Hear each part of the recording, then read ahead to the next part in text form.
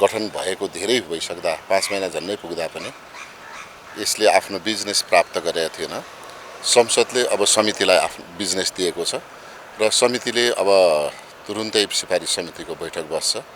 त्यसमा छलफल प्रारम्भ गर्नका लागि कार्यविधि तयार गर्छ सम्भवतः र त्यो कार्यविधिका आधारमा यसको छानबिन गर्ने र छानबिन गर्दा यसका निर्कोलमा पुगेर सिफारिस गर्दछ र त्यो सिफारिस गर्नका लागि सिफारिसपछि संसदलाई नै पठाउने हो।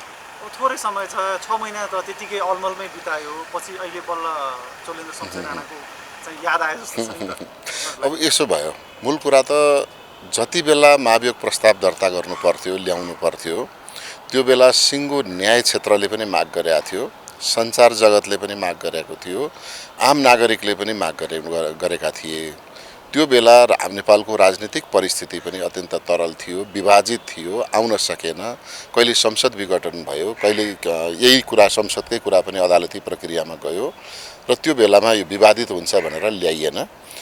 तत्पश्चात पनि नेपालको न्याय क्षेत्रलाई सहज बनाउन र नागरिकहरूको न्यायको पहुँचलाई सरल बनाउनका लागि यो नै एउटा उपाय थियो कि प्रधान न्यायाधीशले राजीनामा गर्नुपर्दछ। तर उहाँले राजीनामा नगरेपछि संसद, राजनीतिक दल र सांसदहरू यो प्रस्ताव ल्याउनका लागि बाध्य हुनु पर्यो।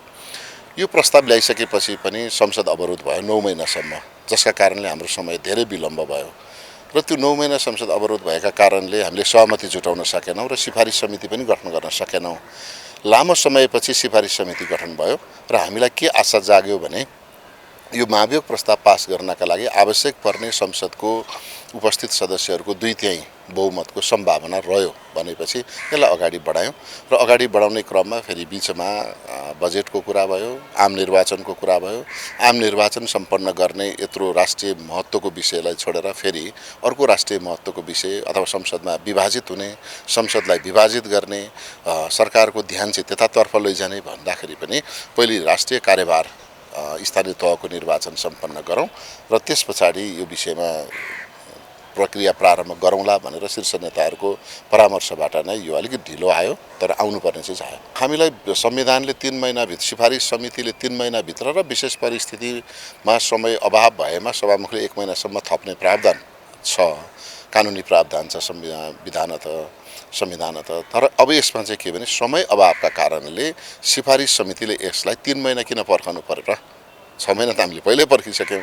त्यसैले 3 महिना पनि होइन, अझ त्योभन्दा कम समयमा नै व्यावहारिक ढङ्गबाट सिफारिस गर्न सक्नुपर्छ भन्ने मलाई लाग्छ।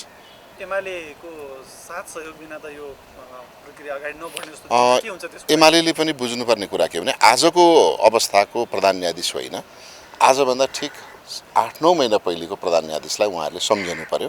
जति बेला रामशाह पथ अवरुद्ध थियो, सर्वोच्च अदालतको प्राङ्गण अवरुद्ध थियो, बार एसोसिएसनको प्राङ्गण र चाहिँ प्रत्येक स्थानीय र चाहिँ प्रारम्भिक अदालत र उच्च अदालतहरूमा न्यायाधीशहरूले न्याय कार्य सम्पादन नै बन्द गर्नुभएको थियो र मानिसहरू न्याय पाउनबाट वञ्चित भएका थिए र त्यसैले न्याय क्षेत्रको बाधा अडचन फुकाउनका लागि हामीले राजीनामा माग गऱ्यौँ। उहाँले राजीनामा दिनु भएन। त्यो बेला सत्ता पक्ष र प्रतिपक्ष यो विषयमा विभाजित हुनुहुन्थ्यो, सबै नै चोलेन्द्र शमशेरको बहिर्गमनकै प्रतीक्षामा हुनुहुन्थ्यो। अब अहिले आएर संसदभित्रको आफ्नो भूमिकाले उहाँहरूको देशप्रति र जनताप्रतिको जिम्मेवारीमा भूमिका बदलेको छ जस्तो लाग्दैन। त्यसो भएको हुनाले उहाँहरूले यसमा सहमति जनाउनुपर्छ, जनाउनुहुन्छ भन्ने विश्वास छ। काम चलाउ हैसियतमा रहेको सरकारले संसदमा यसरी बिजनेस अगाडि बढाएर सरकार अहिले काम चलाउ होइन, यसलाई अलिकति परिभाषित गर्नुपर्छ। प्रधानमन्त्रीले राजीनामा गरेमा, संसदमा विश्वास गुमाएमा वा संसद विघटन भएमा मात्रै सरकार काम चलाउ हुन्छ। अहिले यो नियमित कार्य अवधि सम्पन्न गरेर हुने निर्वाचन हो। सरकारले संसदमा बहुमत छ, सरकारले सरकारको जुन हैसियत हो त्यो हैसियत अहिले पनि कायमै छ। त्यसो भएको हुनाले यसलाई काम चलाउ सरकार भन्नुभन्दा पनि संसद जीवित रहउन्जेलसम्म सरकार काम चलाउ हुँदैन। किन स्वाभाविक हो, सिङ्गो राजनैतिक दल पनि तपाईँ हाम्रो शरीर जस्तै हो।